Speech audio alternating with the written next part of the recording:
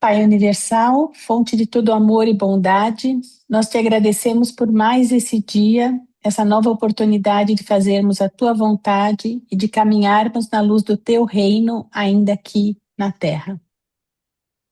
Pai eterno, aumenta a nossa fé, para que mesmo nas horas escuras, nas provações e nas adversidades, possamos nos entregar inteiramente em suas mãos, confiando no teu cuidado amoroso e na tua infinita bondade.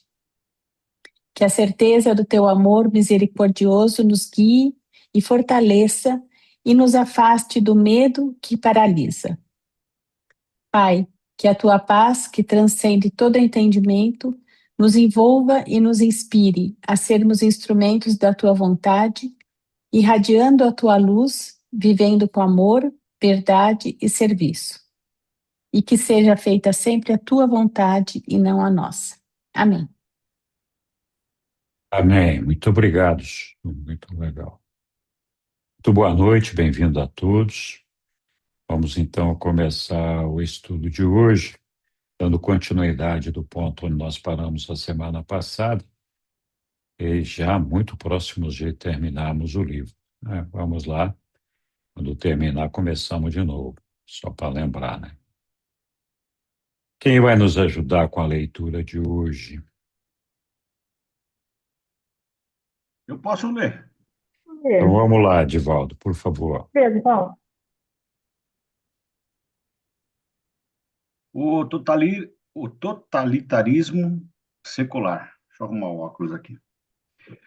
Mesmo depois de estarem o materialismo e o mecanicismo mais ou menos superados, a influência devastadora do secularismo do século XX, contudo, ainda estará frustrando a experiência espiritual de milhões de almas desprecavidas.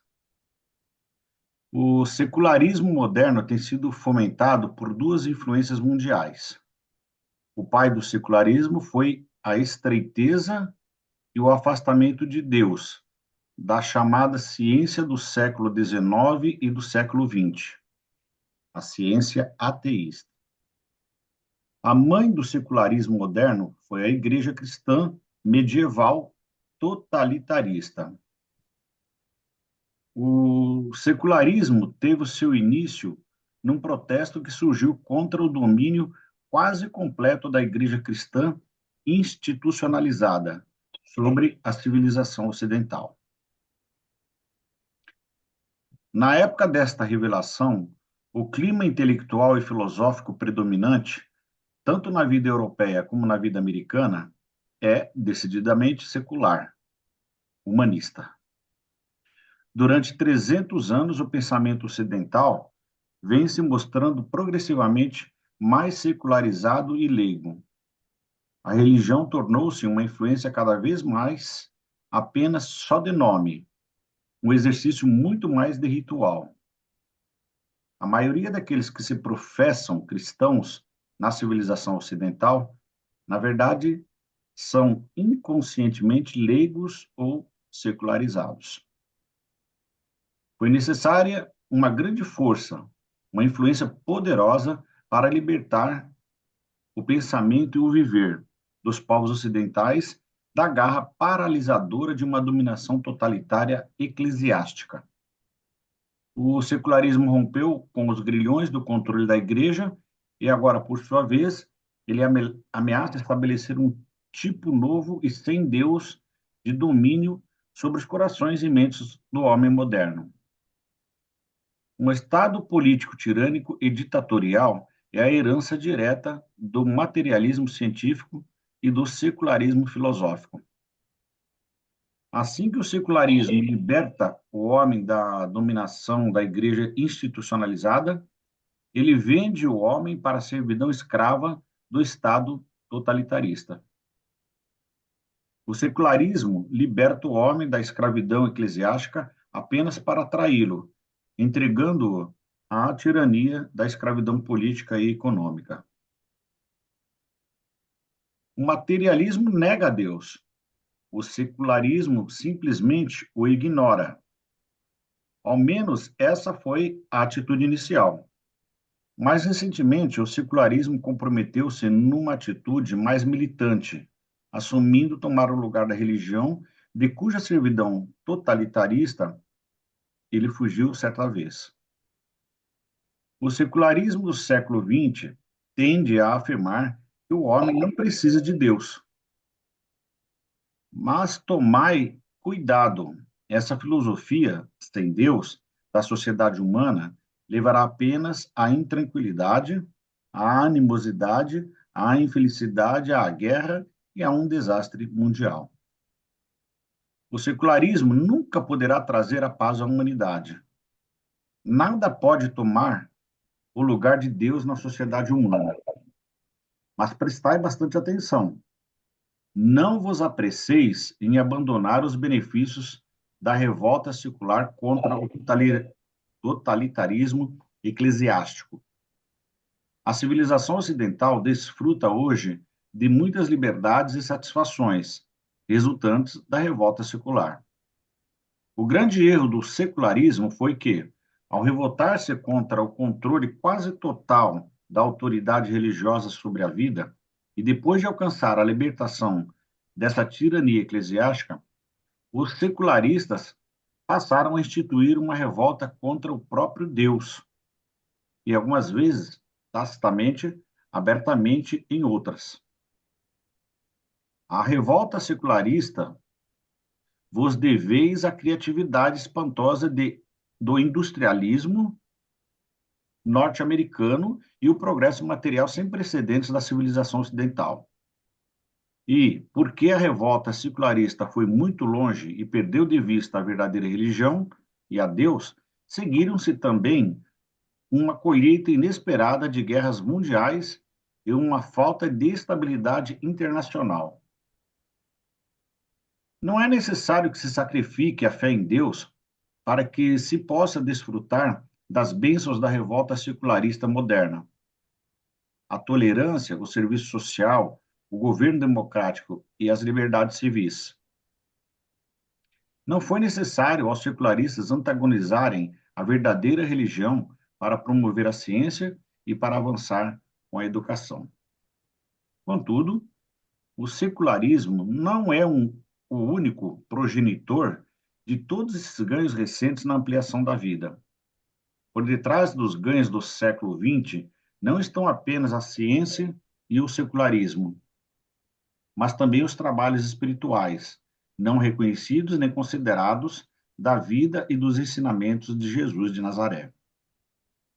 Sem Deus, sem religião, o secularismo científico não pôde ou não pode nunca coordenar suas forças, harmonizar os seus interesses, as suas raças e os seus nacionalismos, divergentes e competitivos. Essa sociedade humana secularista, não obstante os seus feitos materialistas sem paralelos, está desintegrando-se vagarosamente. A força coesiva principal a resistir a essa desintegração de antagonismos é o nacionalismo. E o nacionalismo é a maior barreira para a paz mundial. A fraqueza inerente ao secularismo é que ele se descarta da ética e da religião, a troco de política e de poder. Vós simplesmente não podeis estabelecer a irmandade dos homens se ignorardes ou se negardes a paternidade de Deus. O otimismo secular, social e político é uma ilusão. Sem Deus, nem a independência, nem a liberdade, nem a propriedade, nem a riqueza conduzirão à paz. A secularização completa da ciência, da educação, da indústria e da sociedade pode conduzir apenas ao desastre. No primeiro terço do século XX, os urantianos mataram mais. No primeiro terço do século XX, os urantianos mataram mais seres humanos do que os que foram mortos durante toda a dispensação cristã até aquela época. e isso é apenas o começo da pavorosa ceifa do materialismo e do secularismo. Destruições ainda mais terríveis ainda estão para vir. Muito obrigado, Edivaldo. Tudo bem, pessoal. Alguém quer fazer comentários a respeito desse texto? E eu posso falar, Henrique? Claro, Esse, pode. obrigado. Esse final me chamou muita atenção. Isso foi entre aspas, eu poderia dizer, uma profecia? Destruições ainda mais terríveis estão para vir. Não, não é uma profecia. Isso aí é uma dedução lógica do ambiente em que nós acabamos nos envolvendo e que fatalmente vão levar a desfechos mais difíceis de serem superados, até o ponto em que, de novo, a população mundial vai começar a voltar para Deus no momento em que perceber que tudo isso daí está errado e que não está dando certo. Mas não é uma profecia, é uma consequência lógica, natural, do que qualquer pessoa que entende da civilização humana poderia predizer ao ver a maneira como as coisas estão evoluindo. Diga Obrigado. lá, Sussu.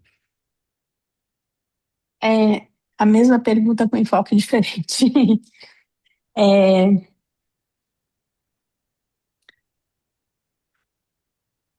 é, na época que foi escrito, né, o livro, ainda não tinha acontecido a Segunda Guerra Mundial.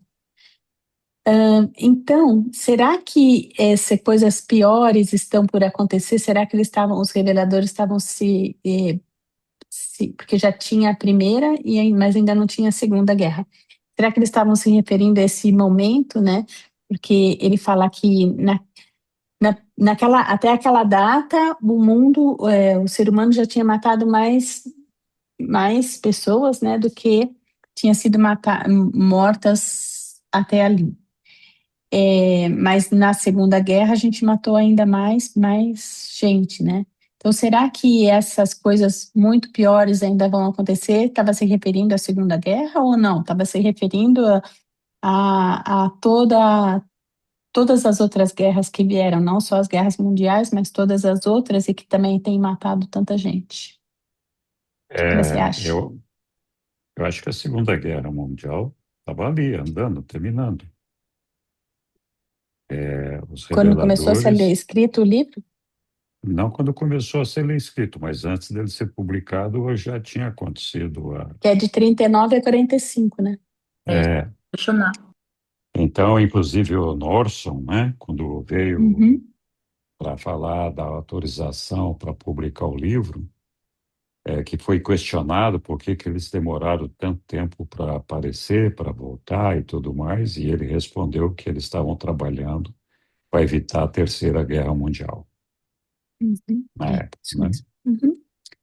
Então, eu acho que a Segunda Guerra Mundial, evidentemente, tinha acabado de acontecer, mas não era tudo ainda. Eu acho que o desenvolvimento disso ainda tem acontecimentos graves e difíceis, muitos já aconteceram, outros estão acontecendo, e quem sabe o que mais nós vamos ter antes que o mundo acorde para uma nova realidade. É preciso a E- gente lembrar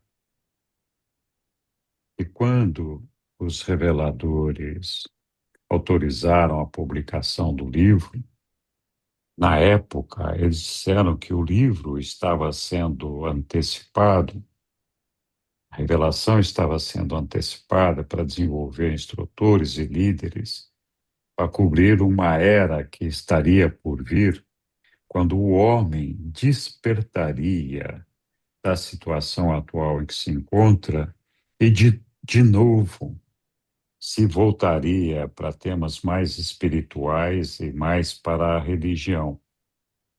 É, então, eu acho que nós ainda estamos vivendo esse momento em que o homem ainda está avançando para conquistar essa conscientização de que tem que se voltar mais para Deus. Nós ainda estamos vivendo momentos de grande afastamento de Deus, na minha opinião, né? Mas,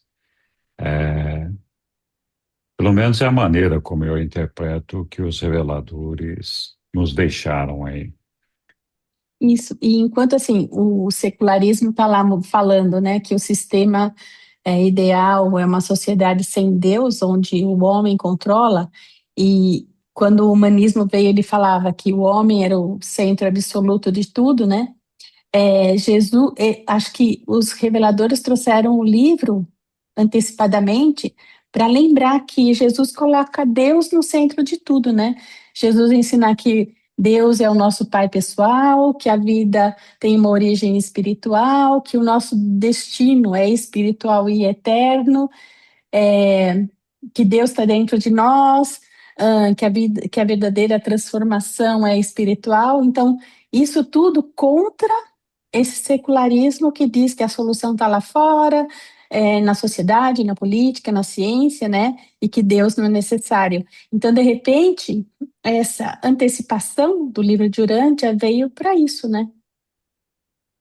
Eu, para nos fazer lembrar isso, Uhum. mas eu acho que mais do que isso. Desculpa deixar os outros superando, mas mais do que isso. De que forma? A previsão dos reveladores é que esse momento do secularismo e do materialismo vai ser superado. Vai ser superado de que forma? O homem vai voltar desesperadamente a procurar, a se agarrar em Deus, encontrar Deus e se agarrar às coisas espirituais. O que o livro de Urântia está se propondo, os reveladores estão propondo, é que nós estejamos preparados para, nesse momento, ajudar o homem a encontrar Deus, tentando evitar que ele se agarre a essas religiões que nos levaram a essa situação do secularismo, né, e que provocaram justamente o afastamento do homem. Então, o homem precisa, de novo, ver Jesus na Terra. E essa linguagem de ver a Jesus na Terra não se refere a que o nosso Micael tenha que encarnar de novo e aparecer como Jesus aqui na Terra. Essa linguagem de que o homem precisa ver de novo a Jesus na Terra refere-se ao fato de que aquelas pessoas que seguem o guiamento de Jesus, a religião de Jesus, que no final das contas é uma religião muito simples, Deus é nosso Pai e nós somos todos irmãos. Então, a ideia é de que aqueles que seguem essa religião se mostrem filhos de Jesus, sejam percebidos como filhos de Jesus, como representantes de Jesus, e que possam, nessa condição, trazer conforto, trazer apoio, trazer abraço, trazer uma recepção para conduzir o homem de volta ao encontro a Deus. Esse é o propósito dessa revelação aqui, no meu entender, né? Diga lá, Flávio, não sei, acho que a Sussu já está satisfeita dela, fechou o microfone. Obrigada, desculpa. Eu acho que está muito atual, na verdade, esse texto aí, né? E os reveladores, na verdade, eles estão se anteciparam aos fatos, né? E com certeza, eu acho que esse momento que a gente está vivendo talvez seja o desencadear de toda essa história aí, né? Depois de uma Segunda Guerra Mundial. Acho que uma Terceira Guerra Mundial não é um fato, de repente, que possa acontecer, porque as guerras estão se regionalizando, né? E esses caras estão tentando, até por conhecer, na verdade, o que poderia acontecer com uma destruição nuclear, assim, né? Então, eles procuram se controlar exatamente para que não aconteça isso. Vide a situação atual do Irã, né, nos Estados Unidos, né, tentando fazer com que os caras não tenham a bomba atômica, enfim. Mas esse equilíbrio está muito delicado, sem dúvida, né? Eu acho que, em termos geopolíticos, a gente está vendo uma das piores fases aí dos anos 50 aí.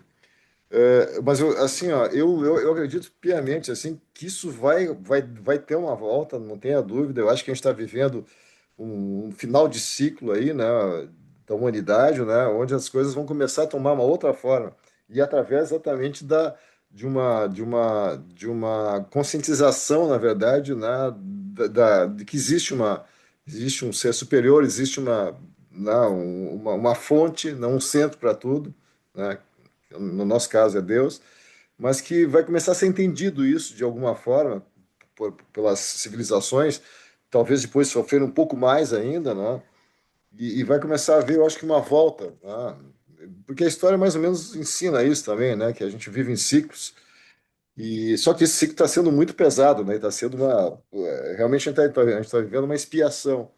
E isso eu tenho certeza que vai começar a mudar. Talvez daqui a 10, 20, 30, 50 anos, mas eu acho que a gente está vivendo assim um ápice assim da barbárie, né, humana, né, e de costumes imoral, né, e as coisas tendem a voltar a um eixo assim, né, e realmente o livro, na verdade, tá se colocando numa época bem propícia para isso mesmo, né, e onde a gente talvez nós sejamos os arautos aí de alguma coisa nova que vai acontecer e que a gente possa fazer alguma diferença também nisso, né. Com Isso. certeza. Muito obrigado, Flávio. Eu vou comentar um pouco mais sobre isso que você falou depois. Vamos ouvir o Edvaldo aqui. É rápido, são três considerações apenas. A primeira é que, numa dessas reuniões aí passadas que eu participei, eu, eu disse a mesma coisa, que morreram muitas pessoas, mas eu não tinha lido esse texto ainda não. Morreram muitas pessoas, dado a situação geopolítica atual, que o Henrique já comentou, e agora com o crescimento, para mim, na minha opinião, que é o grande acontecimento do islamismo, espalhado pelo mundo inteiro. Isso é uma coisa. Então, para mim, vai acontecer. Ou seja, um possível terceira guerra, é, que meio que está descartado isso, mas pode acontecer, ou através de perseguições contra essas pessoas que estão inundando o mundo com essa ideologia, com essa religião que para mim, é a pior coisa que tem na face da Terra. A segunda coisa é só para esclarecimento, a Segunda Guerra matou em torno de 70 a 85 milhões de pessoas. E a terceira coisa, eu quero que vocês me ajudem a entender, porque no meu parco conhecimento, sinceramente, nunca tinha ouvido falar da secularização. Por isso que é bom estar participando aqui. Quem começou com isso? Sempre tem alguém que começa a falar sobre essas coisas. Iniciou isso onde? Quem que começou com esse negócio para ter esse termo de secularização? Só isso. Foi a revolução da era industrial combinada com a revolução protestante contra a Igreja Católica e todo esse negócio que acabou desenvolvendo tudo isso daí, fazendo com que o homem se afastasse de Deus. As coisas, vejam bem, a humanidade ela avança e evolui em ciclos, né? E às vezes coisas ruins acontecem para ver se a gente aprende. O Flávio comentou aí que talvez nós sejamos os arautos agora de uma nova era, tendo aí em mãos a revelação. E, de fato, isso é uma verdade. A religião de Jesus, a gente às vezes não dá importância, ou a importância devida aos acontecimentos históricos que a gente, hoje, olhando pelo retrovisor, consegue ver. Nós aqui frequentemente falamos da distorção que houve no desenvolvimento do cristianismo, quando a religião cristã passou a ser uma religião sobre Jesus e não a religião de Jesus. Muita gente não consegue entender essa diferença, mas a religião sobre Jesus foi uma religião, e continua sendo até hoje, uma religião de idolatria. Idolatria à figura, à personalidade de Jesus, que sem dúvida é um homem, um ser, um Deus admirável, não tem a menor dúvida sobre isso. Mas não é isso que desenvolve a nossa religião. A religião de Jesus como eu já falei ali, é muito simples. É o reino de Deus. Deus é o nosso Pai e nós somos todos irmãos. Quando foi feito essa religião sobre Jesus, num primeiro momento, houve uma intenção de trazer para dentro do cristianismo todas as religiões para conquistar adeptos para a religião cristã. E essa mistura de religiões, essa mistura de concessões que foram feitas, acabaram distorcendo completamente o propósito religioso da vinda de Jesus aqui na Terra. E o secularismo é um exemplo clássico de como que o homem, ao interferir na religião da revelação, da maneira como foi interferido no caso de Jesus, provocou um desastre, porque no momento em que apareceu o materialismo com a Revolução Industrial e começou a dar mais importância para o materialismo, para a tecnologia e a negação de Deus, combinado com a revolta contra a tirania da Igreja Católica e outras religiões, fez com que o homem se afastasse imediatamente de Deus. E a gente vê que a religião católica, por exemplo, entrou em decadência em várias regiões do mundo, notadamente na Europa.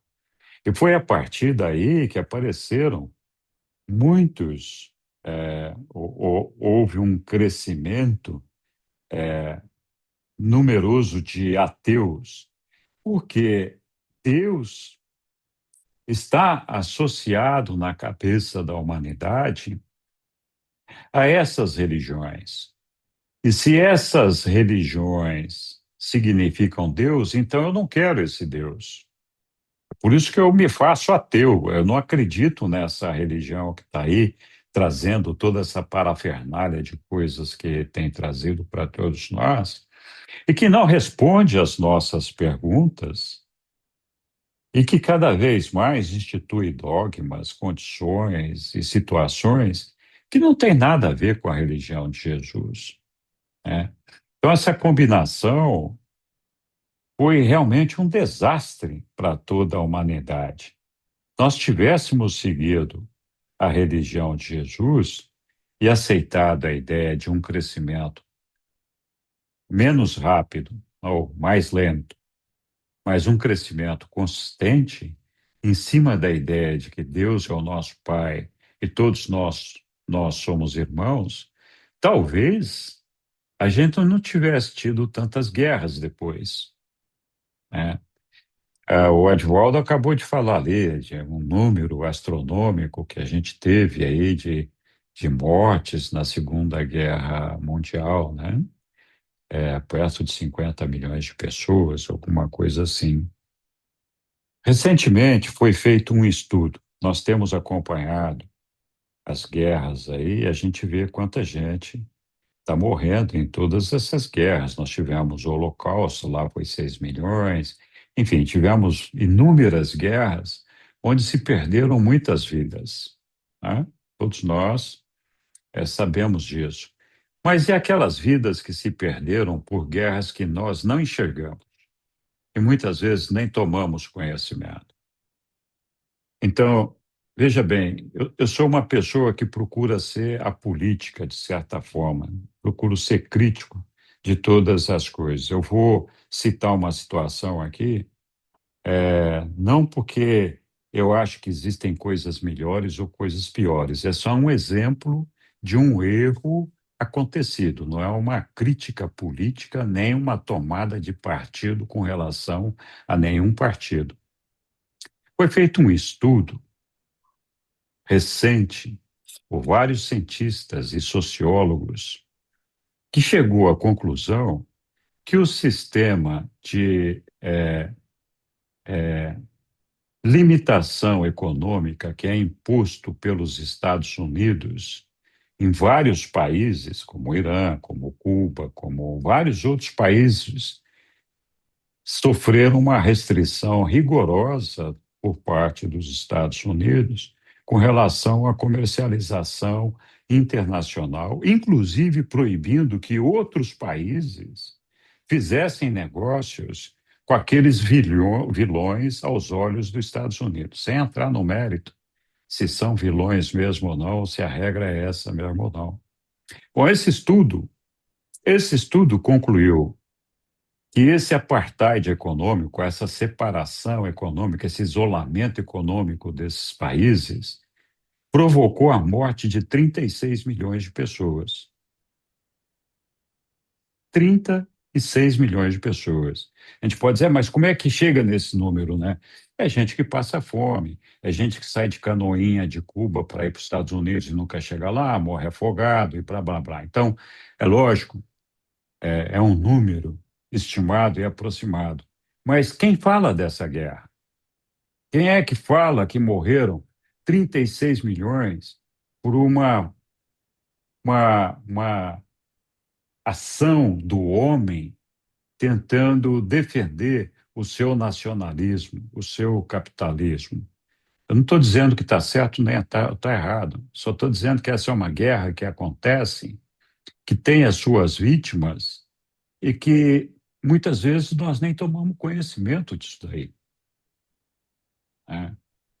Então, eu acho que sim, é certa a ideia de que existe uma preocupação por parte dos reveladores, no sentido de fazer com que o homem volte para a religião de Jesus, regresse para a religião de Jesus, mas é preciso que a gente tenha pessoas que conhecem a religião de Jesus, que estejam preparadas para divulgar a religião de Jesus.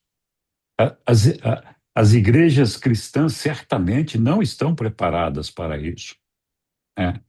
Então, a nossa responsabilidade aqui, de todos os estudantes do livro de Urântia, é uma responsabilidade gigantesca, descomunal, porque na condição de arautos desta revelação aqui, nós temos a responsabilidade de ajudar o mundo a encontrar de volta a religião de Jesus.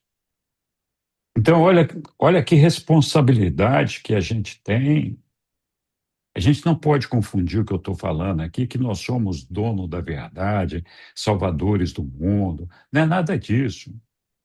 Nós temos a responsabilidade de ajudar as pessoas a encontrar Deus. E ajudar não significa converter ninguém, forçar ninguém, nada. Nós só queremos mostrar para o mundo uma via alternativa espiritual para que o mundo possa encontrar a sua paz. Então, é uma responsabilidade muito grande. É por isso que nós não podemos permitir, muitas vezes, ser permissivos no sentido de alterar aquilo que está colocado ali na revelação, ser permissivo para poder trazer novas pessoas. E menos ainda, ter a nossa casa dividida. De que maneira nós vamos levar até o homem a Deus se aqueles que estão vivendo nesta casa se dividirem? Nós temos que ser uma família unida, que as pessoas que estão fora desta família temporariamente, percebam que aqui entre nós existe a presença de Deus e que a nossa união se dá pelo nosso Pai.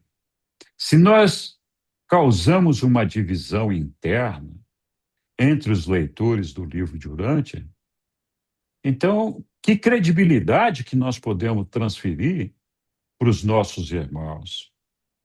Para o mundo que vai vir em algum momento, como dizem os reveladores, daqui a pouco o mundo vai estar sedento de Deus, querendo encontrar respostas. Se a gente tiver dividido, que resposta que nós vamos ajudar, dar para o mundo? E de que maneira nós vamos receber a essas pessoas sedentas de Deus? Então, a gente às vezes também não percebe, mas dentro do movimento urantiano já existem divisões que estão ali implantadas, arraigadas, que nós estamos tentando, de todas as formas, unificar e fazer com que essas divisões desapareçam. Mas é preciso a conscientização do homem, é preciso que ele se volte para a religião de Jesus, para poder perceber que nós não podemos estar divididos, temos que estar juntos. Também não podemos assumir o papel de salvadores da pátria, não é isso. Nós não vamos acabar com a fome do mundo. Eu, o Henrique, o Flávio, o Angélica, o Cine, nós não somos capazes de acabar com a fome do mundo individualmente, não somos capazes de fazer com que terminem as drogas, não somos capazes de resolver a situação das calamidades do mundo, porque nós estamos falando.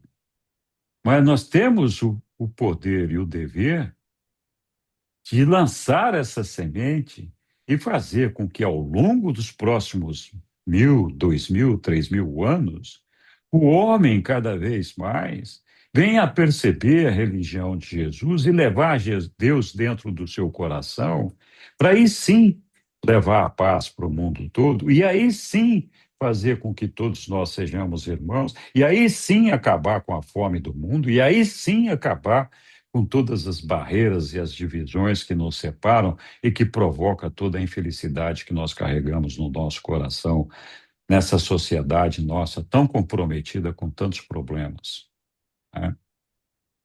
Desculpem me alongar nesse assunto aqui, mas eu fico inflamado. Eu várias vezes fiz palestras sobre esse tema e esse negócio me deixa muito preocupado de ver como as coisas, às vezes, estão caminhando numa direção contrária àquela que os reveladores, aquela responsabilidade que os reveladores nos entregaram. Assim como Jesus entregou uma responsabilidade aos apóstolos e eles acabaram se perdendo. Não vamos permitir que nós nos percamos nesse trabalho, nessa tarefa, nessa responsabilidade de ser Jesus aqui na Terra para todos os homens. Diga lá, Roberto.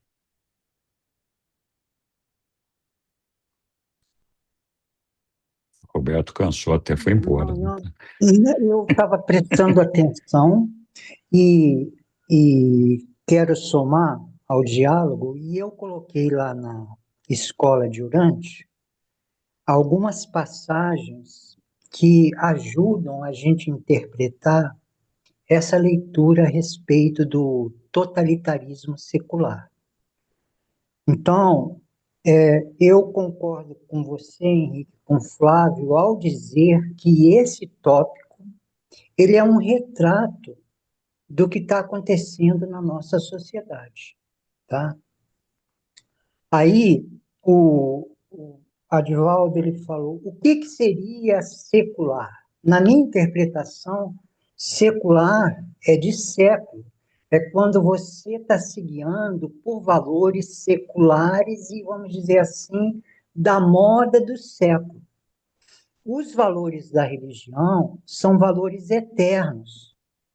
Então, quando a gente estiver se norteando pela presença do Espírito Eterno no nosso próprio coração, Aí a gente está nos valores reais, nos valores espirituais. Mas se o nosso guia, o nosso coração, o nosso parâmetro são os valores do século, da moda, aí a gente acaba num totalitarismo secular.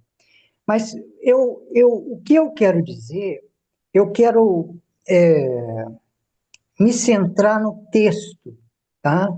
Eu coloquei o texto que a gente está estudando a respeito do totalitarismo secular, eu coloquei na escola de Urântia. E eu quero ressaltar agora, eu até te peço, Henrique, se for possível colocar na tela, quando ele diz que a mãe do totalitarismo secular é a ciência.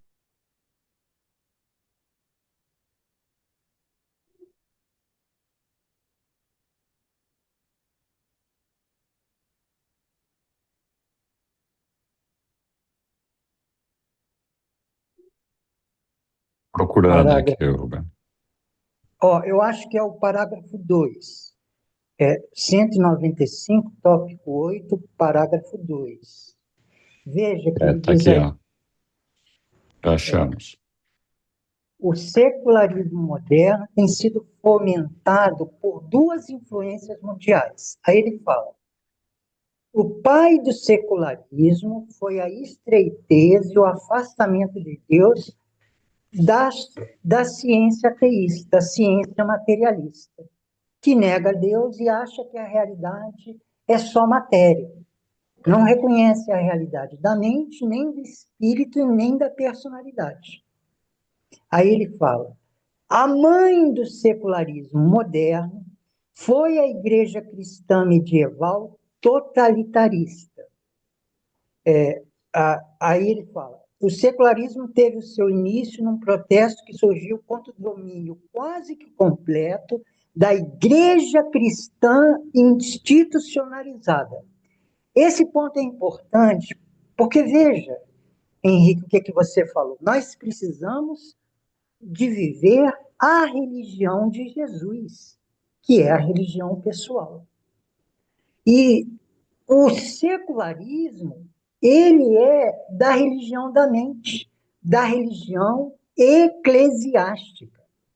Repara, olha só, que ele usa essa palavra eclesiástica, eu acho, deixa eu ver se é no 4º parágrafo.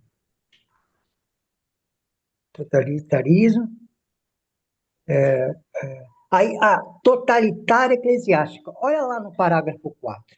Ó, foi necessário uma grande força, uma influência poderosa para libertar o pensamento e o viver dos povos ocidentais da garra paralisadora de uma dominação totalitária eclesiástica. Olha, centra na palavra eclesiástica. E olha o que Jesus diz no parágrafo 155, tópico 5, parágrafo 6. Aí, nesse ensinamento sobre a religião, Jesus está falando da religião de Jesus, que é a verdadeira religião do Espírito, que é uma religião pessoal, e da religião da mente, da religião eclesiástica. Então, olha o que Jesus diz no parágrafo 6. O mestre recusou-se a depreciar, eu estou lendo 155, tópico 5, parágrafo 6. Mas ele fala, a grande diferença entre a religião da mente e a religião do espírito, volto a dizer, religião da mente é uma religião sobre Jesus. E a religião do espírito, de uma experiência pessoal com o Espírito Divino no coração da nossa alma, é a religião vivida por Jesus. Então, ele está dizendo, a grande diferença entre a religião da mente e a religião do Espírito é enquanto a primeira, ou seja, a religião da mente, da civilização, é sustentada pela autoridade eclesiástica, autoridade eclesiástica. Você viu? Totalitarismo eclesiástico da Igreja Cristã Medieval. É a mãe do secularismo. Autoridade eclesiástica. Enquanto a religião de Jesus, aí ele conclui o parágrafo. Última, é totalmente baseado na experiência humana. Esse diálogo é muito importante, porque ele é um norte para a gente. A religião da mente, vocês podem consultar lá nesse complemento do texto que a gente está lendo, a religião eclesiástica, a religião da mente ou da civilização, ela é intelectual. Então, o secularismo ele é baseado na razão humana. A gente pode ler livros, pode ler textos, e a gente vai ter um entendimento racional das coisas. Mas essa não é a religião de Jesus. A religião de Jesus, ela é pessoal, ela é viva, ela é experimentada por cada um no coração da sua alma. E enquanto não for isso, enquanto Deus não for de fato o centro de cada pessoa, não tem paz, porque a gente está vivendo, vamos dizer assim, da boca para fora. A gente é leigo, a gente não está vivendo a religião de Jesus. E repara que tem uma parte que ele diz que a maioria da Europa ela é leiga. Eu vou até buscar esse parágrafo que ele fala que o século XX e o século XIX, a predominância na nossa civilização é leiga, tá? O grande erro, eu acho que está... Vocês me ajudam? Quando ele diz que a gente é leigo, ó, antagonismo. Eu estou lendo aqui o 9. Tem uma parte que ele fala que a gente está vivendo, é leigo. A sociedade humana secularista, eu estou tentando achar para me centrar no texto. Mas, em resumo, eu estou querendo dizer que a verdadeira religião de Jesus, vivida por Jesus, ela não é da mente, ela é do espírito e da alma. E que a religião da mente, institucionalizada e eclesiástica, ela é uma espécie, ela é leiga, ela não é algo vivido de todo o coração. É o 9583. 9583. Obrigado, Gabriel. É o finalzinho do parágrafo. Eu estou insistindo É o Caio. É o Caio. Gabriel. É Caio Gabriel? Isso mesmo. Desculpa.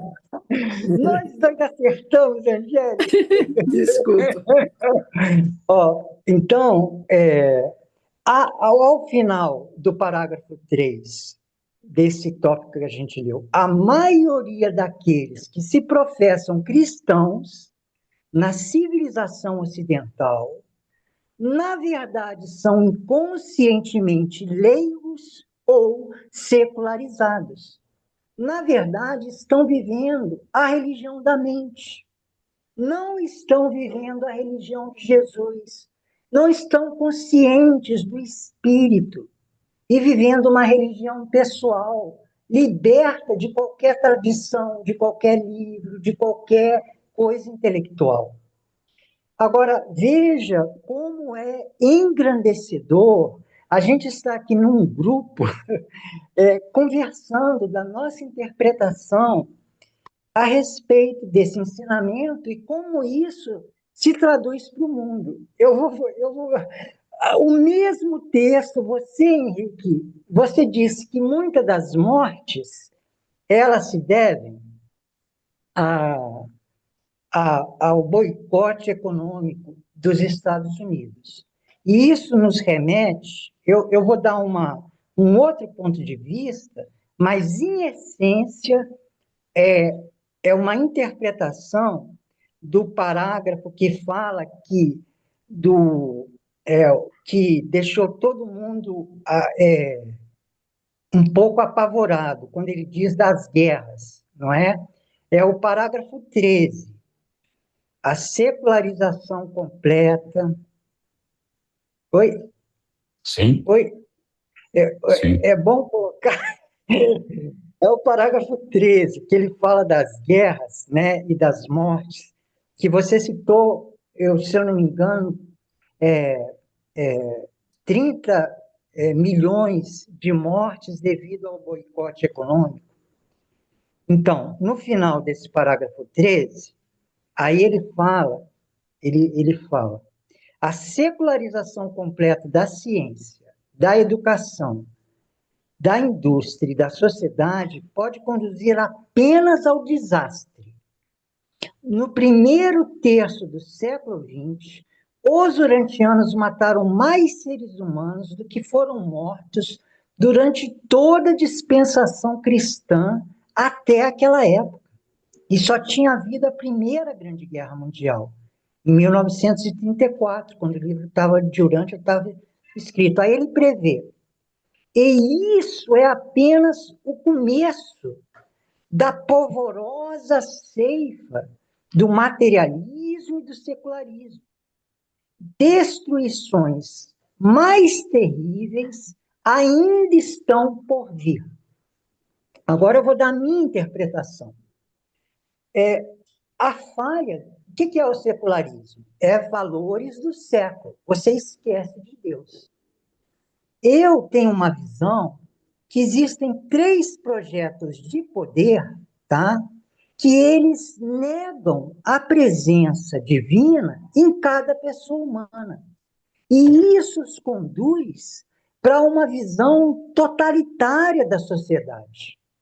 Tá? Os globalistas, os islâmicos e o comunismo, eles negam que haja no ser humano uma presença capaz de guiá-lo.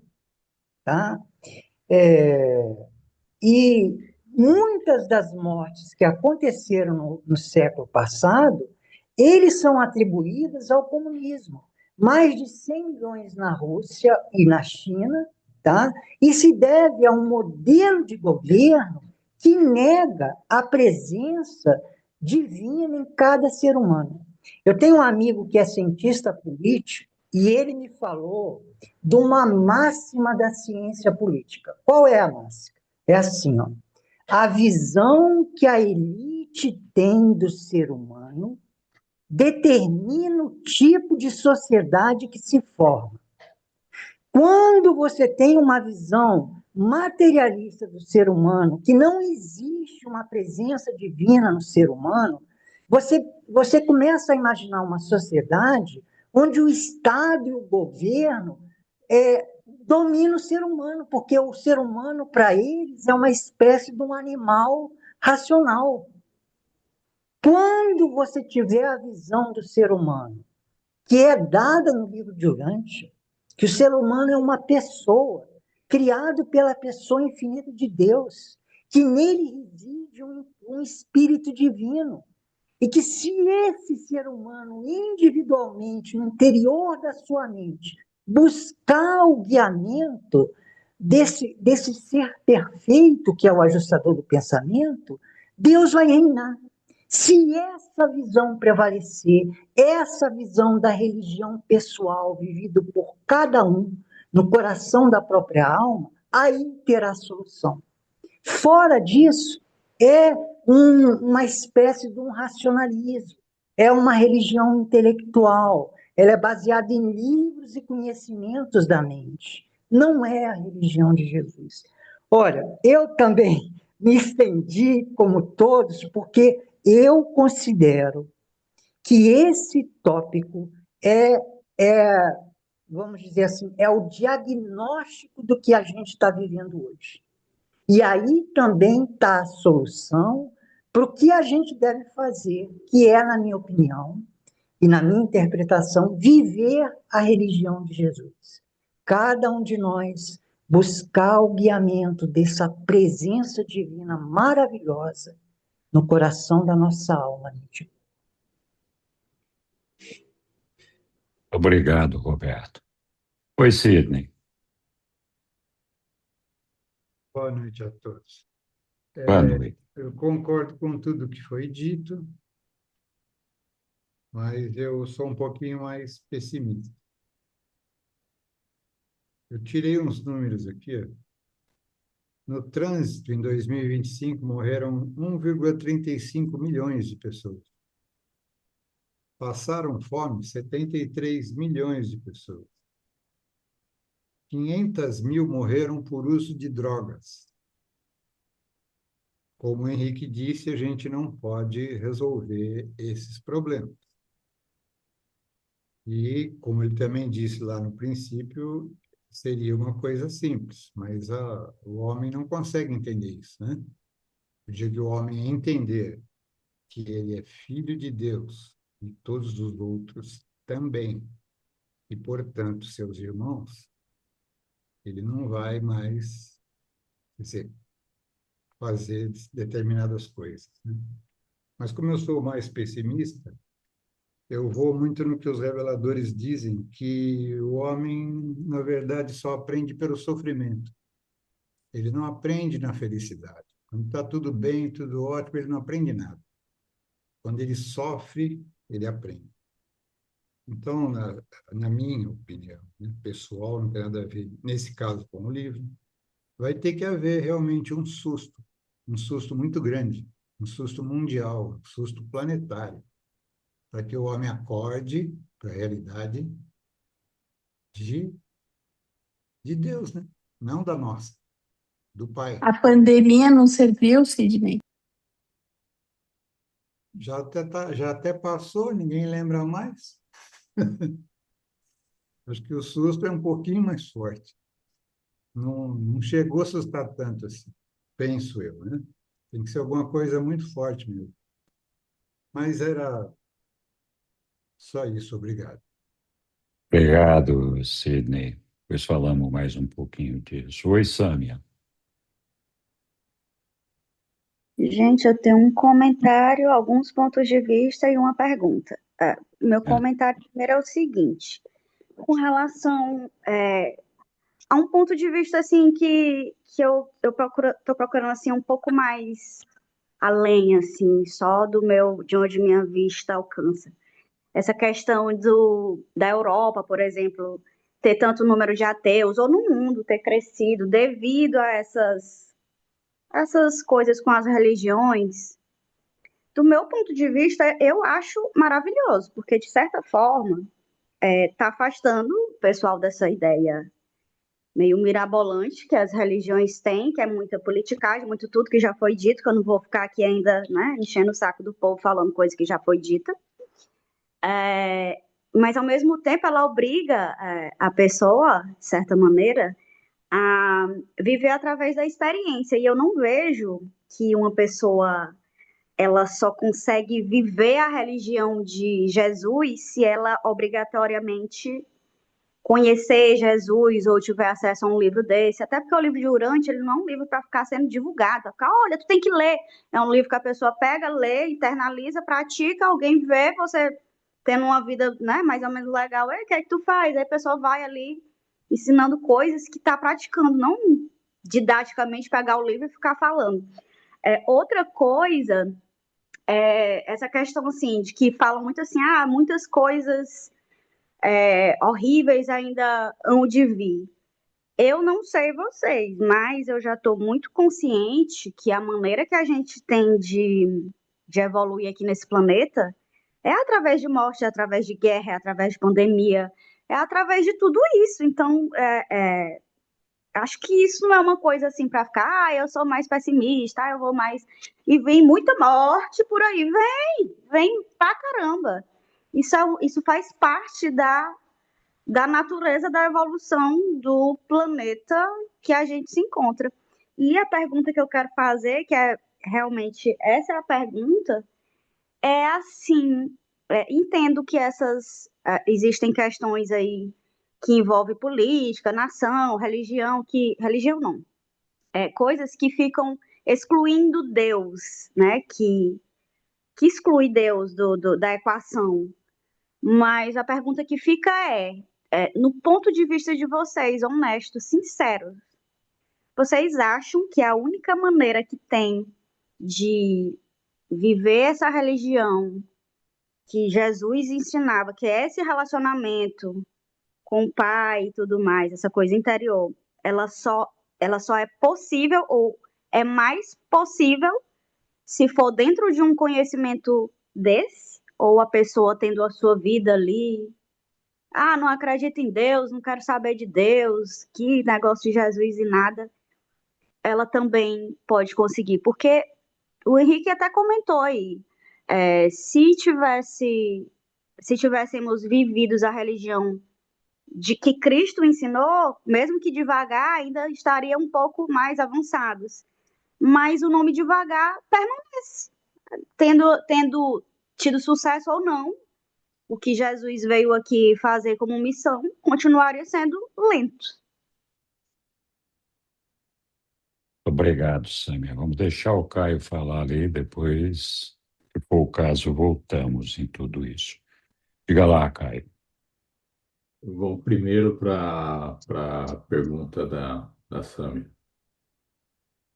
Meu modo de vista, Sâmia, é o seguinte: a gente nasceu animal, certo? Somos animais, como animais, vamos ver um animal, né? Não na civilização hoje, mas no modo primitivo, como é que vivia? Vivia numa floresta, num lugar cheio de perigos, inimigos, coisas que eram necessárias para você se proteger, né? Eu entendo que a nossa mente animalizada, ela foi feita para lidar com esse tipo de ambiente, né? A nossa mente também é algo que permite que você crie uma realidade que está acima dela, né? E se você conseguir criar essa realidade acima dela, você pode estar menos subjugado, vamos dizer assim, por essa mente animalizada, né? Eu concordo aqui com o que o livro diz, que num cenário sem Deus, não tem como dar bem as coisas, né? Porque é uma historinha que eu conto aí às vezes, né? Que, cara, a sua vida comum, animal, você precisa de inimigos, né? Se você não tiver inimigos reais, tua cabeça vai criar inimigos imaginários. E você pode ter certeza que os inimigos imaginários são piores do que os inimigos verdadeiros, muitas vezes, tá? E aí você vê um monte de gente com depressão, ansiedade, problemas psicológicos, né? Que eu, sinceramente, acho que essa é uma das coisas que acontecem quando você se desliga ou você quer viver uma vida totalmente desancorada de uma realidade que é a realidade real, né? Da existência, tá? Você quer viver a vida do mundo animalizado, é isso que você vai ter. Você vai ter as coisas que são comuns do mundo animalizado. Então você vai ter esses medos, ansiedades, preocupações exageradas, receios, outras coisas que geram isso é violência, ataques, né, guerras, batalhas. Então, é uma coisa realmente acaba levando a outra, tá? Vamos lá, os outros pontos aqui. Quando o livro fala de leigos e secularizados, né? Queria só que a gente pudesse traduzir isso um pouquinho mais para o nosso mundo atual. O Brasil mesmo, apesar de ser um país muito, em teoria, religioso, né? Eu acho que todo mundo aqui conhece um católico não praticante, né? O católico que não vai na igreja, né? Que não faz nada, nem leu a Bíblia, nunca leu a Bíblia, não sabe pouquíssimo, das histórias. Eu, sinceramente, entendo esses católicos de ir para a igreja e sou católico, vejo a missa lá e tá ok, ou muitas vezes nem vou para a missa, né? Como exemplos de pessoas leigas e secularizadas. Porque, no fim das contas, elas não estão se importando com criar uma vivência religiosa, elas estão se importando em cumprir uma tabela. E cumprir essa tabela, talvez mais por medo, receio, alguma coisa assim, ou para ter ou com alguma crença de que eu fazendo a minha tarefa religiosa, eu vou garantir que pelo menos os males não decaiam sobre mim, né? E eu possa receber as bênçãos da vida, vamos dizer assim, né?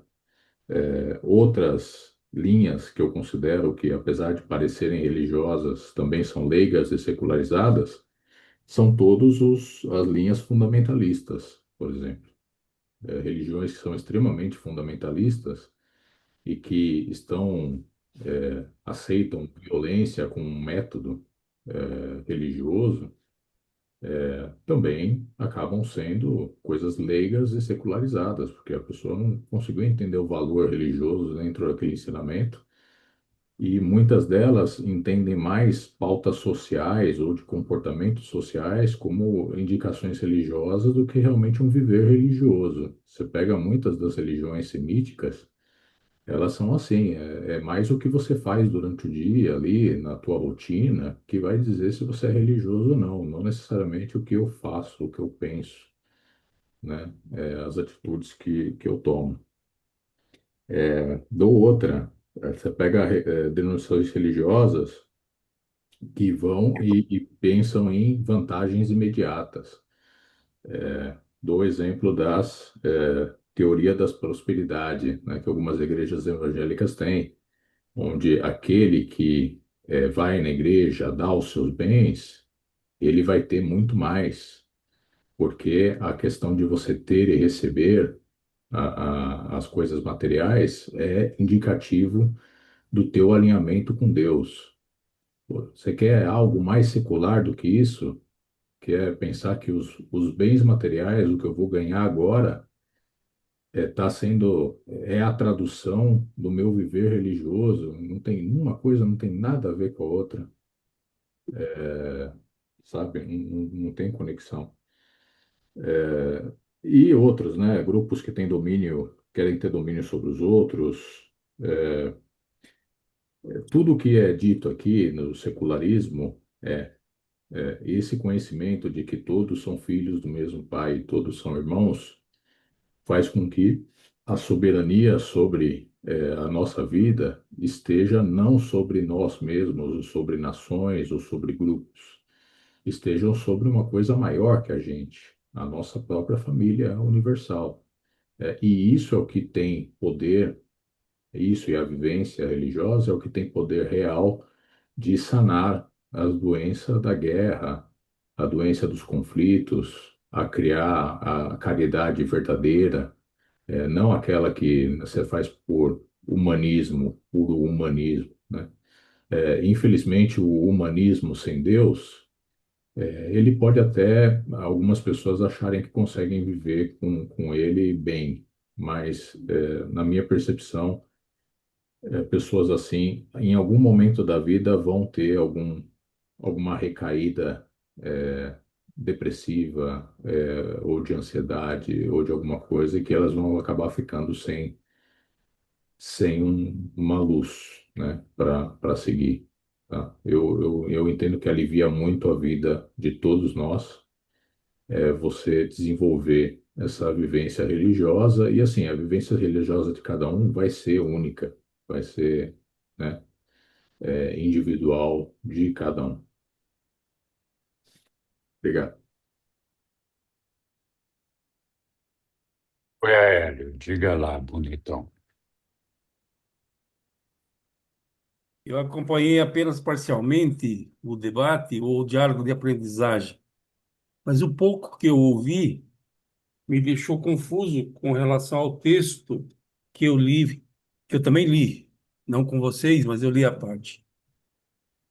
Eu ouvi falar muito sobre Deus e sobre religião e sobre secularismo moderno. Aí eu fui no dicionário ver o que significa exatamente isso. Vou ler rápido, bem curto. O secularismo moderno é uma ideologia e, e processo sociocultural que defende a separação entre, destaque, que eu vou falar, Instituições religiosas. Não é necessariamente sinônimo de Deus. Instituições religiosas são instituições religiosas. Foi muito bem. Entre não cristãos também existem instituições religiosas e não são cristãos. Então, aqui já põe a figura de Jesus na conversa.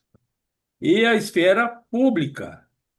Abre parênteses, Estado, educação, leis, moralidade, fecha parênteses. Relegando a religião, e aqui volta para a religião, não está falando de Deus, está falando de religião. Nós já, em encontros anteriores, já falamos bastante sobre religião, mas a gente continua ouvindo religião como fosse sinônimo de acreditar ou não em Deus. Relegando a religião ao âmbito privado e subjetivo. É a visão de mundo onde a crença em Deus não é mais considerada a melhor ou única forma de interpretar a realidade, tornando-se uma opção entre muitas. Isso é o secularismo moderno, que conflita com o que a gente aprende desde sempre a partir da vinda de Jesus. Bom, eu não vou me estender, mas é só para colocar em perspectiva alguns entendimentos, algumas frases, algumas contribuições que meio que mistura tudo isso. Obrigado. Obrigado, Aélio. Oi, Caio. Só para ilustrar um pouquinho mais aqui o que o Hélio mostrou, esse é o significado do secularismo como palavra única. Mas você tem o significado do secularismo como secularismo religioso também, ou o significado religioso do secularismo, que é a remoção da cosmovisão de Deus e do sagrado da vida pública e privada, priorizando o materialismo e o imediato. E aí se aceita todas as práticas contrárias à palavra de Deus dentro desse secularismo. Então, o secularismo tem a ver tanto com um conceito ali que ficou muito aberto na Revolução Francesa, né, de separar o divino, o reinado, né, e a igreja do governo, mas também, mais modernamente, vamos dizer assim, de ignorar a Deus, que eu acho que é muito o que se tem hoje, né? Você pega a civilização europeia atual, tem muitas pessoas que simplesmente ignoram, né? Não se atém a buscar. Obrigado, Caio. Oi, Aélio. Pois então, eu vou tentar organizar minhas ideias, porque eu estou pensando muito mais longe, mas vou simplificar. A Igreja Católica, ela, a rigor, é a igreja cristã fundada por Pedro. Há controvérsia, mas vamos pegar por esse raciocínio. E ela servia ao Império Romano como uma opção de unificação de pensamentos e ideais e crenças e dogmas e doutrinas para atender o vasto Império Romano que era formado por vários povos, várias culturas, várias crenças, enfim. Era preciso uma religião que abrangesse todos os interesses. Aí a gente vê a influência do grego, a gente vê a influência dos próprios romanos no paganismo, no mitraísmo e assim por diante. Mas, enfim, isso é o preâmbulo para dizer o seguinte: a Igreja Católica, enquanto o Império estava em ruínas e acabou deixando de existir antes do ano 500, 475, para ser mais exato, a Igreja cresceu em cima dos destroços do Império Romano. E ela cresceu de tal sorte que ela passou a mandar mais que o Império Romano, muito mais que o Império Romano, com certeza mais que o Império Romano, sem o uso das estratégias romanas de conquista pela força, pela espada e pelo derramamento de sangue. Bom, também isso é o preâmbulo para chegar no seguinte: a igreja acabou interferindo de tal sorte no Estado e na política que ela escolhia os reis, ela validava os reis, ela se envolveu de tal sorte que a política, o poder, passou a ter a influência direta da religião, e a religião dominante, que era a religião católica. Aí chega lá no final do século XV, início XVI, e houve o movimento protestante. E o que é o movimento protestante? É algo que saiu de dentro da própria igreja. Os clérigos, os sacerdotes, enfim, eles acharam demasiado abuso, influência, e sem entrar no mérito das sacanagens que a igreja fez, enfim, das coisas horrorosas, enfim, eles se revoltaram. E disseram, não é isso, Jesus não era nada disso, Jesus não era nem rico. Por que essa suntuosidade toda? Por que toda essa... Enfim, ele tinha lá os motivos deles e se rebelaram. Não, nós temos que voltar ao cristianismo primitivo, que não tem nada a ver com o que vocês estão fazendo aí, com esses palácios, com essas festas, com essa riqueza toda. Bom, foi o primeiro embate sério em cima do que nós podíamos chamar de status quo da política, status quo da religião, dessa interferência da religião nos assuntos políticos. Vamos chamar que era o secularismo de então. E houve, então, o primeiro, digamos, revés sério do secularismo de então. Se tem o secularismo moderno, tinha o secularismo da época, que envolvia o poder político e o poder religioso. Pois muito bem, foi o único? Não. Aí houve uma dissidência dentro do... Eles chamaram esse movimento de protestantismo. Muito embora esses protestantes chamavam-se de reformadores, mas prevaleceu o, o protestantismo quando, na verdade, eles não queriam deixar a igreja, eles queriam apenas que a igreja voltasse às origens, que parasse com tudo aquilo que eles reprovavam. Bom, os protestantes, que nada mais são do que os reformadores, dependendo de quem está acusando, acabaram sofrendo também dissidências, muitas dissidências. E aí vem a segunda questão. O protestantismo, com as suas dissidências, inaugurou as igrejas evangélicas, mas nada mais são do que dissidências. E, de novo, o status quo sofreu uma grande violência. Eu estou sendo muito simplório, muito superficial. Bom, o fato é que, com a Revolução Francesa, a coisa piorou. E daí, a Revolução Francesa combateu todos, sem exceção, a Igreja Católica, os protestantes, os evangélicos. Eles simplesmente disseram, não, vamos tirar... Isso não está dando certo, nem no modelo anterior, nem no modelo atual, nessas mudanças todas, não deu certo.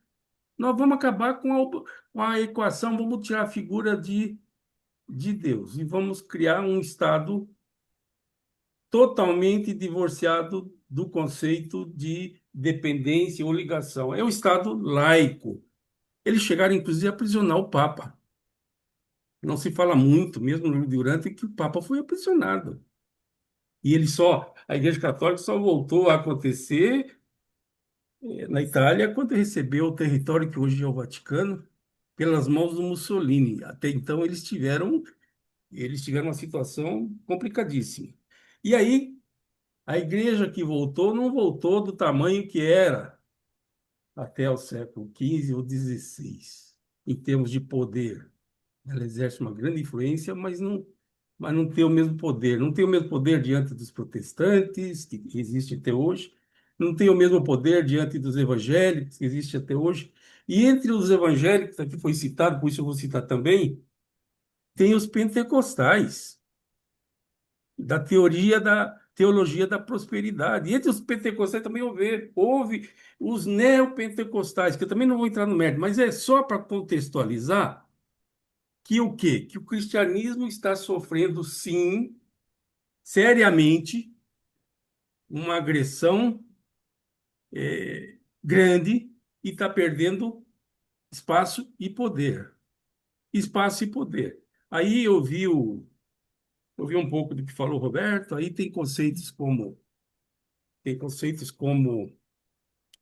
comunismo, socialismo, islamismo, que estão crescendo e estão crescendo muito, por outras variáveis, mas estão crescendo. Eu comecei um preâmbulo tão grande que eu esqueci o ponto. Então eu vou encerrar. Obrigado. Obrigado, Hélio. Olha, diga, nós falamos de várias coisas aqui. O ponto importante que chama a atenção de todos nós e de diferentes formas foi abordado por todo mundo que deu uma contribuição aqui, é a ideia de um totalitarismo dentro de cada espaço, seja ele religioso, seja ele político, seja ele econômico, seja ele social. Então, assim, essa forma essa divisão entre essas inúmeras áreas que se afastaram de Deus por diferentes razões, incluindo principalmente a questão do materialismo, a ideia do desenvolvimento científico, a ciência, naquela época, naquele momento, negando peremptoriamente a Deus e todo esse negócio, fez com que toda a sociedade se agrupasse, que se formassem grupos de pertencimento. Então é por isso que tem aquele pessoal que é o católico, o evangélico, o espírito, o islamismo, de uma maneira mais acentuada, onde irmãos são só aqueles que pertencem àquela denominação. De uma maneira mais exacerbada, que é o extremo oposto, todo mundo que está fora daquela denominação é inimigo, é o diabo. Não faz parte desse, não vai chegar em Deus. Isso quando nós falamos de Deus. Quando a gente fala de política e de outras coisas, o que acabou formando, como os próprios reveladores falam aqui, o que acabou se desenvolvendo foi uma ideia de irmandade por questões de nacionalismo. Então, é a divisão. Eu sou Brasil, aqui eu sou soberano. Ninguém pode interferir no meu território, ninguém pode interferir nas minhas coisas. Ou o nacionalismo americano, ou o nacionalismo cubano, ou o nacionalismo russo, ou o nacional. Então, assim, as nações acabaram se formando e se centralizando dentro dessa ideia de que todos os que pertencem àquela nação é que são os irmãos. E todos os outros são os inimigos. Todo mundo quer tirar uma casquinha, todo mundo quer roubar um pedacinho do meu território, das minhas coisas, todo mundo quer ganhar dinheiro nas minhas costas. Então, assim, essa ideia do nacionalismo acabou formando sociedades agrupadas em torno dessa ideia do nacionalismo e desenvolvendo a ideia de que necessitamos de proteção contra os nossos inimigos que estão todos de olho gordo em cima da gente, querendo nos atacar, querendo nos invadir, querendo tomar o que é nosso, tudo aquele negócio todo, né? E como o próprio livro diz, o nacionalismo tem, por um lado, essa ideia agregadora das pessoas que pertencem ao mesmo país, a uma mesma nação. Então, em princípio, existe uma ideia de unidade daquele povo, porque é só em princípio, na prática, muitas vezes não acontece dessa forma. Internamente tem os rachas, tem as divisões, mas em princípio tem essa ideia de que, olha, nós somos um povo e um povo que tem que se defender contra o resto do mundo. Então essa ideia desenvolve e sustenta, de certa forma, uma ideia de irmandade. Mas é essa própria ideia que nega Deus, que refuta Deus. que escapa de Deus. Porque o que Deus diz é que nós todos somos irmãos. Como é que eu posso ter irmãos que são só aqueles que são do meu território, são os nacionalistas do meu país, e todos os outros não são meus irmãos? No reino de Deus não existe isso.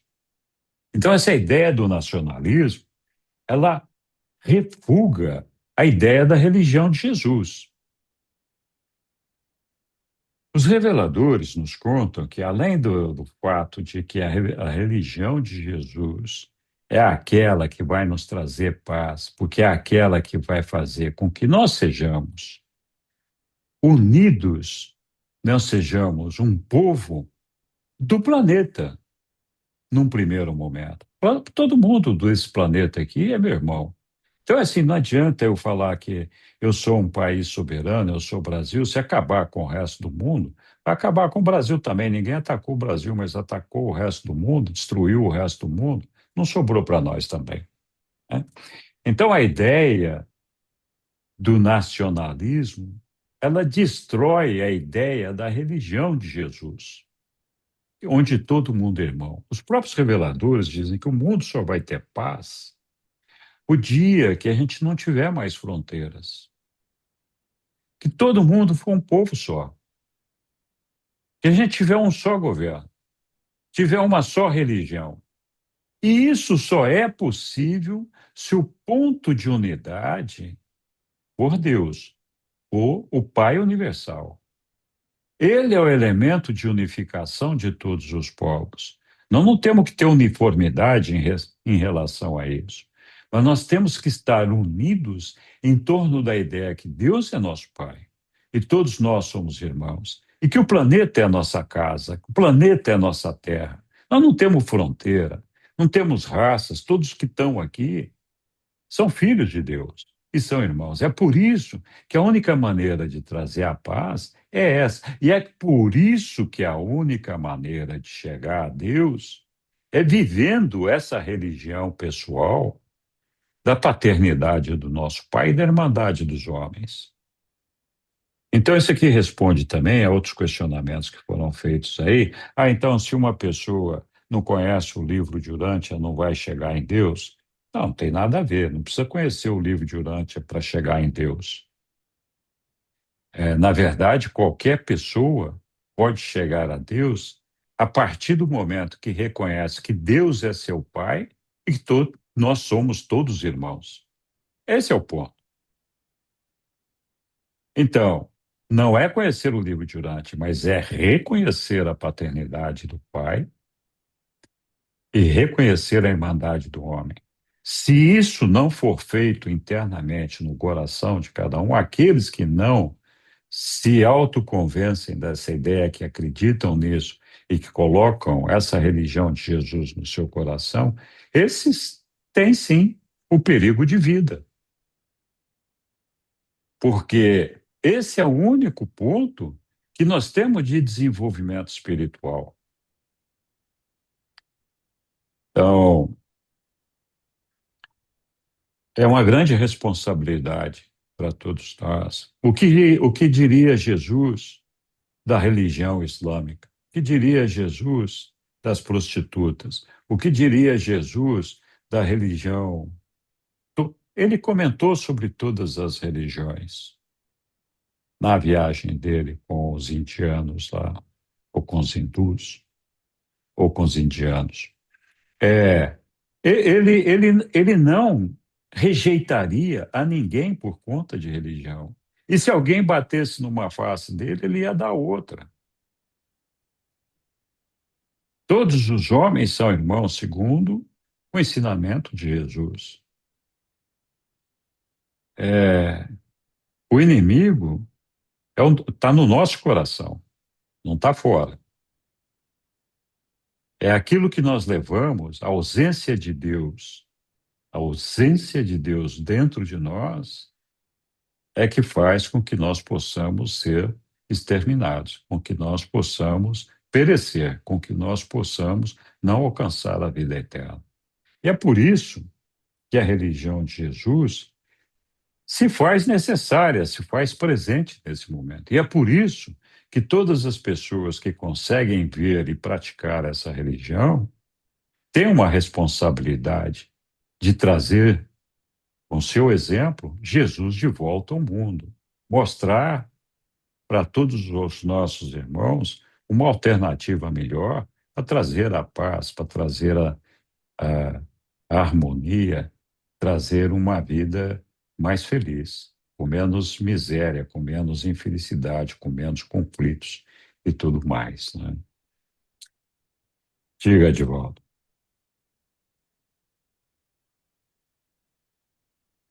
O Henrique, Sim. eu não sou puxa-saco e nem quero estar numa foto aí, mas não é à toa que você está no lugar que está, né? Parabéns. Era isso que eu queria ouvir. Eu acho que tudo que foi conversado aqui, tudo que é trazido em termos de cultura, de informação, é maravilhoso. Eu passei por várias denominações religiosas e muito tempo fui crítico de muitas coisas, doutrinações, interpretações, coisa e tal. Mas o essencial é isso que você acabou de falar. Por isso vai demorar muito. Nós vamos embora. Isso é o advaldo profético, né? Muito pelo contrário. É lógico que está todo mundo aí sabendo disso, mas eu estou fazendo uma brincadeira. Vai demorar muito para que nós consigamos ter essa percepção, não vou nem dizer percepção, essa certeza que você passa, que eu também tenho, que eu sempre falo assim, que nós somos irmãos, o amor é de Deus, é um só. Nós brigamos com os nossos irmãos biológicos. Os que não são biológicos, quer dizer, aqui do tronco da família, então são todos irmãos, nós vamos continuar brigando. Você mesmo comentou que mesmo dentro do livro de Urântia, eu sei que tem a, opiniões divergentes, mas tudo é unidade. Então, as suas palavras, elas vêm de encontro àquilo, porque eu sou tendencioso a desistir, inclusive vocês não têm nada a ver com isso, de continuar vindo em salas, quando eu começo a ver, ou quando começo a ver as pessoas se digladiando e não levando a nada, sabe? Só por causa de interpretações. O próprio Geraldo falou, o livro de Urântia não tem o que ficar interpretando, né? É só para parabenizar, gostei demais do seu fechamento aí sobre tudo que foi falado. Bacana, lindo. É a gente ter Cristo no coração e levar os ensinamentos deles, que é simples. É simples. O que ele colocou é complexo, é as pessoas que. A complexidade são as pessoas que fazem, né? E vão continuar fazendo. Obrigado. Só isso. Então, obrigado, Edivaldo. Eu estava comentando das dificuldades de manter uma unidade, porque existe dentro do movimento ideias separatistas, né? Nós temos hoje muitos grupos que professam o livro de Urântia, que trabalham em torno do livro de Urântia, mas são entidades separadas, desorganizadas, né? Então, acaba sendo como se fosse uma religião cristã. Quantas denominações tem dentro da religião cristã, né? Então, os próprios reveladores dizem que uma casa dividida não pode sobreexistir, ela não vai subsistir, ela vai desaparecer. E essa é a tendência de todas as casas que se dividem, mais dia, menos dia.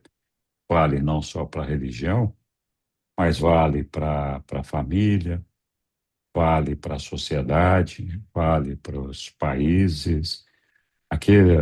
A falta de união faz com que a gente acabe deixando de existir de uma maneira ou de outra, uma questão de tempo só. Então, existe uma preocupação, sim, de que nós, primeiro, sejamos, sim, estudantes e praticantes da religião pessoal proclamada pelo livro de Urante, pelos reveladores. Essa do nosso relacionamento com Deus e com nossos irmãos. Essa é a religião que tem que prevalecer, que tem que subsistir. Nós temos que cuidar para não injetar nessa religião outras ideias, outros conceitos que vão fazer que, mais uma vez, com que a gente acabe mudando a religião para a religião sobre o livro de Jesus, sobre o livro de Urante, e não a religião proclamada pelo livro de Urante, pelos reveladores, que é o que aconteceu com Jesus. Então, nós temos que tomar muito cuidado para não mudar a ordem das coisas. As pessoas não precisam ler o livro de Urântia para chegar até Deus. Qualquer pessoa que tenha um relacionamento pessoal com Deus vai se desenvolver, vai ter o crescimento, vai chegar em Deus e vai alcançar a Deus da mesma forma. Mas não se enganem. A maneira da gente fazer com que Jesus prevaleça na terra, que a religião de Jesus prevaleça na terra, como ele mesmo diz, os séculos vão passar, o tempo vai passar, mas no final, a minha religião é a que vai prevalecer e que vai governar este mundo. Não se iludam, é isso que vai acontecer. Então, nós não podemos achar que para que isso aconteça, nós temos que destruir as outras religiões. Nós temos que ser contra ser inimigo do islamita, temos que ser inimigo do cristão, temos que ser inimigo do católico, temos que ser inimigo do budista. Nós temos que acolher a todos como irmãos, não pela sua religião. E se a gente for um exemplo de vida de Jesus, as pessoas vão perceber. E pouco a pouco todos vão encontrar Jesus no seu coração, se eles nos perceberem como filhos de Jesus, como guiados por Jesus, que é quem promove a paz, quem promove o respeito, promove a tolerância, promove a aceitação, promove a inclusão.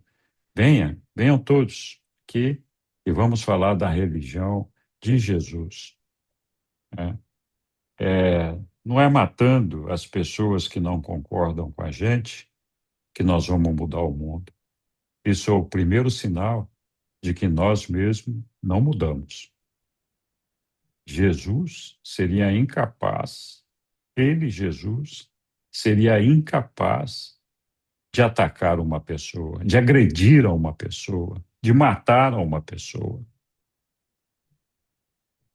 Então, não é esse o caminho que ele nos ensinou.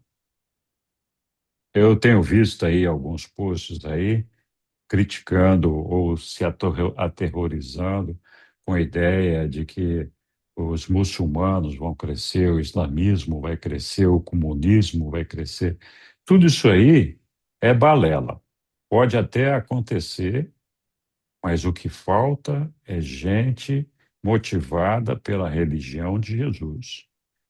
Se nós nos mantivermos firmes na religião de Jesus, podem ter certeza, Jesus não estava equivocado. Ele não estava errado. A palavra dele é: a minha religião vai prevalecer e vai governar este mundo. Então não vamos nos equivocar nós. Não é dando pancada, não é atacando os outros que nós vamos promover a religião de Jesus. Na verdade, não vamos estar praticando a religião dele. Eu acho que é importante a gente entender isso, entender a responsabilidade que a gente tem. É claro que existem pessoas que pensam de forma diferente, é claro que as coisas não são assim, mas mais dia menos dia, tudo isso vai mudar. Eu tenho certeza que vai ser assim. Eu confio e acredito que Jesus sabia perfeitamente o que ele estava falando quando ele disse que a religião dele vai governar o mundo. Tenho certeza absoluta que ele sabia o que estava falando. Diga lá, Samia. Então, é, até porque pensando bem, assim, se atualmente a humanidade nasce como um ajustador de pensamento, né? E é como aquela historinha que fala assim, não adianta você negar a gravidade, porque se você se jogar de cima de um prédio, a gravidade vai te esmagar, você acreditando que ela existe ou não. E eu fico assim, isso me traz assim uma questão que eu particularmente fico pensando, é que não tem como escapar de se relacionar se o que o livro de Urântia está falando for verdade, e nós temos esse ajustador de pensamento, tem tudo isso, então é inevitável que em algum momento ela estando, sabe, aceitando Jesus, Deus, a existência disso tudo ou não, é impossível que ela não, em algum momento da vida, ela não se conecte com isso de alguma forma. E aí, claro, né, vai caber o nível de consciência que ela tem, a escolha que ela faz, de sim ou não, mas ela, todo ser humano, ele chega um momento que ele sente essa presença. Então, sei lá, eu vou mais assim, vou por essa linha de pensamento, sabe? Por isso que também eu acho esse negócio assim, o islamismo, não sei o quê. Eu acho que vai ser só mais uma coisa que vai forçar a humanidade, porque a gente está num nível de que, apesar dos pesares, todo mundo preza muito por liberdade, inclusive essa religiosa, que a gente tanto bate na tecla aqui. Mas é isso, assim, só uma coisa que eu pensei aqui que eu tive vontade de soltar aqui, de compartilhar esse pensamento. Obrigado, Samia. Oi, Edvaldo. Eu tenho bastante coisa para falar em cima do comentário da Samia, mas eu não vou falar, não. Eu vou falar uma. Não, eu tenho bastante coisa, ixi, mas eu vou só falar uma coisa. Henrique, quando você fala da religião de Jesus, e que Jesus falava que a religião dele ia prevalecer, é só um concerto de caminho aqui para mim. Não seria os ensinamentos dele em vez de religião? Eu não estou discordando com você, nem estou dizendo que você está falando. Para mim, são ensinamentos, não é uma religião, ou é? É uma religião, é a religião de Jesus, é uma religião pessoal. Então, Não é uma então, igreja, não é não, uma comunidade, não é. Então, ele promovia a religião pessoal. A religião de Jesus, o que que era? Deus é meu pai e todos os homens são meus irmãos. Essa é a religião dele. então, os ensinamentos dele, que ele passava, as informações, era a religião dele, é isso. Isso, Tá bom, é só isso. Thank you, é, thank you. imagina. Obrigado. Parece ser uma coisa meio.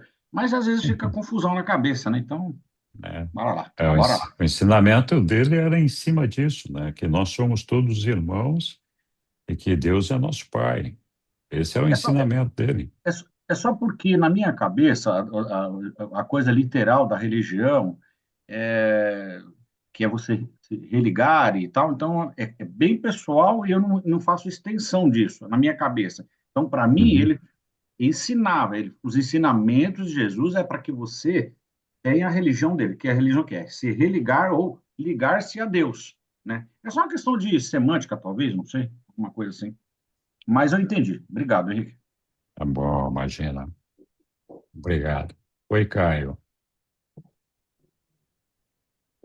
Vamos lá, nisso que o Aldivaldo trouxe aí, compartilhar um pensamento que eu tenho aqui. É um pouco presunçoso falar que só existe uma religião verdadeira. tá? Mas eu piamente acredito nisso, que só existe uma religião verdadeira. Por quê? Porque só existe uma realidade. Não existem várias realidades. Existe uma única realidade.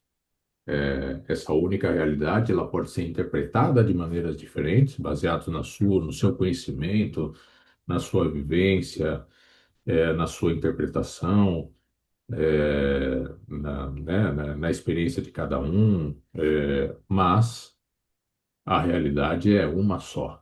A gente pode aqui ignorar, a gente pode querer inventar, né, um monte de coisas, mas a realidade é somente uma. Então, existe uma verdade que é uma verdade absoluta, e, obviamente, essa compreensão dessa verdade absoluta, ela é limitada por nós mesmos, por essa nossa compreensão, né? Essa nossa vivência, tá?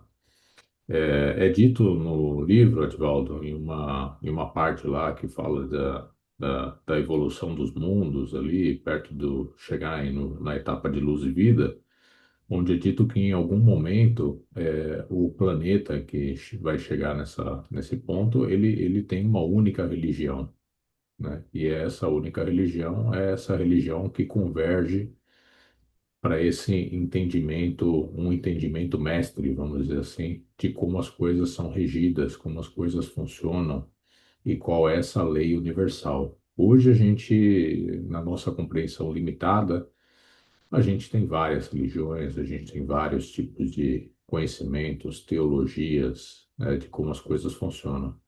Mas vai chegar uma hora que a gente vai convergir para uma única coisa. Eu entendo que Jesus, ele se colocava a compartilhar os pedaços dessa única verdade, dessa única religião, que eram inteligíveis para as pessoas, que era o fato único, ou a verdade única disso, da paternidade de Deus e da fraternidade dos homens. E que isso, se o ser humano se dedicasse realmente a entender e a viver isso de modo pleno,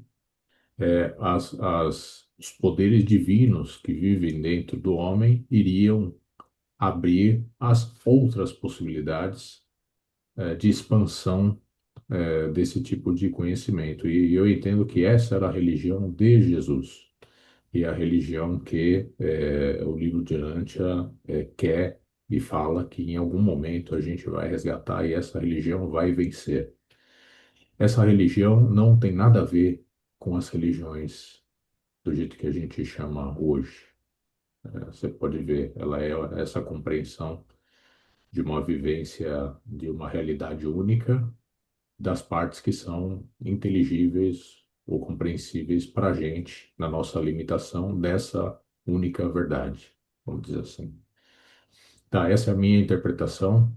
De novo, eu acho pode parecer muito presunçoso falar que existe uma única verdade, mas hoje, piamente, eu acredito nisso, que existe uma única verdade. No fim das contas, todos estão tentando traduzir essa única verdade no seu viver religioso. Infelizmente, a gente, na nossa pequenez, a gente acaba misturando um monte de coisa que não tem nada a ver com religião, no mesmo balaio né, no nome, de religião, que não é. Tá? Teologia, por exemplo, teorias teológicas, várias de como o mundo funciona, que são discrepantes entre as várias religiões, tudo, elas não têm nada a ver com religião. Elas são tentativas mentais, intelectuais de tentar entender o mundo, tá? E todas são falhas em algum nível. Obrigado. Muito obrigado, Caio. Tudo bem, pessoal.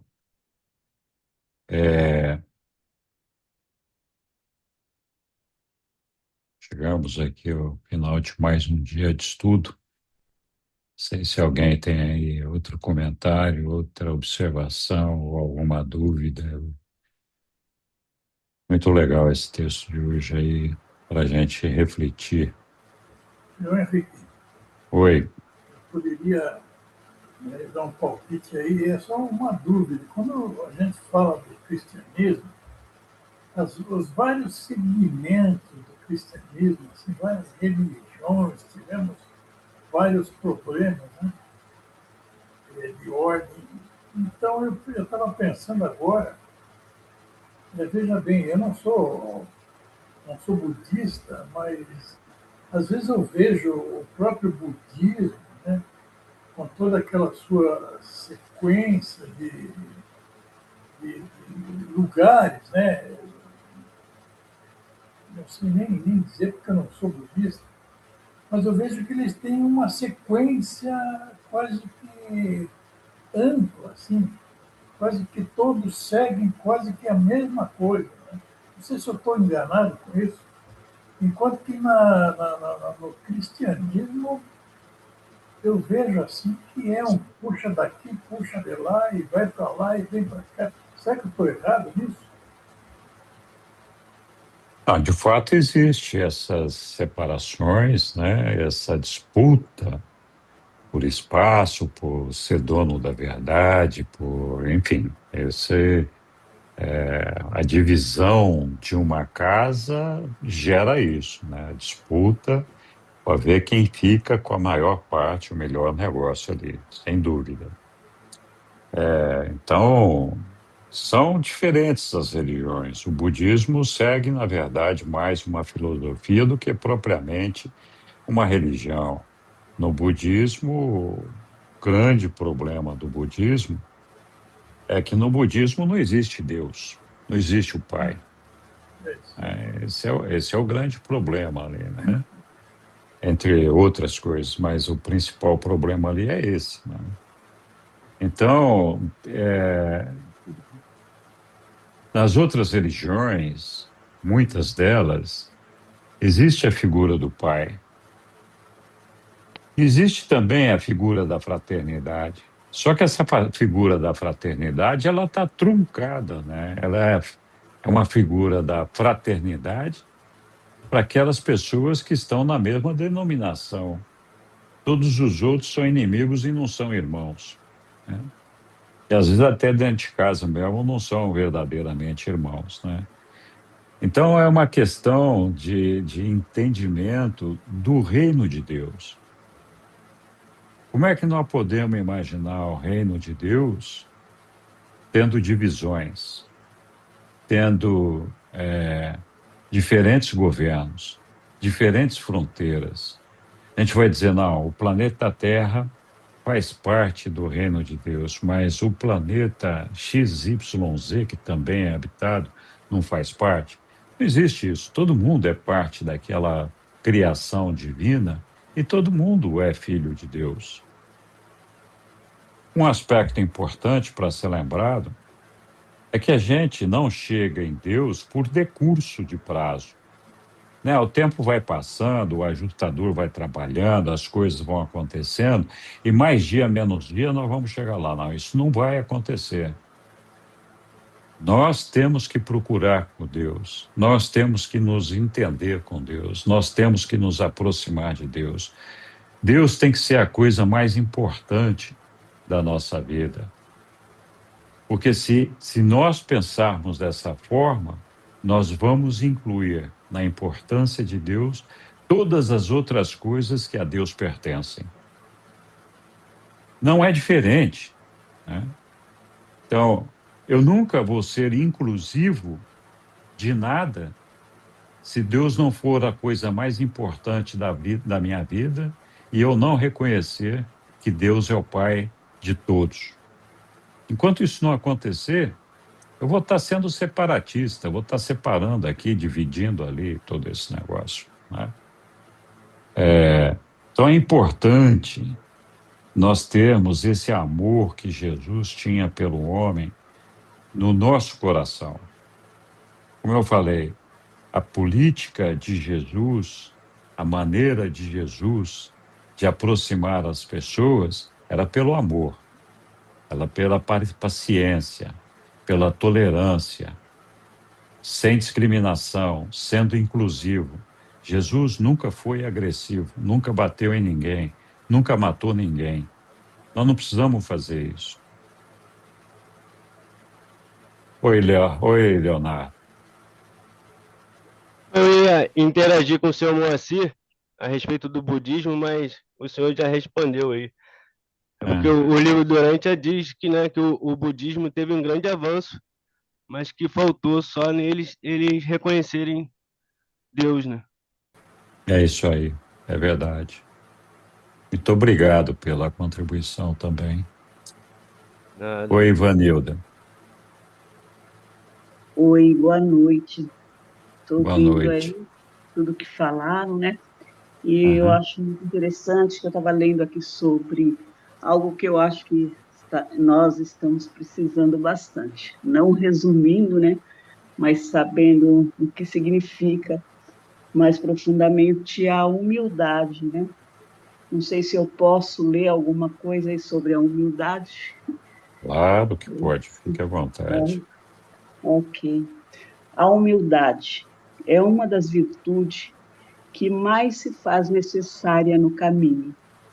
Nunca nos arrependemos de sermos humildes em nossas atitudes e pensamentos, mas sempre nos arrependemos de não o ser.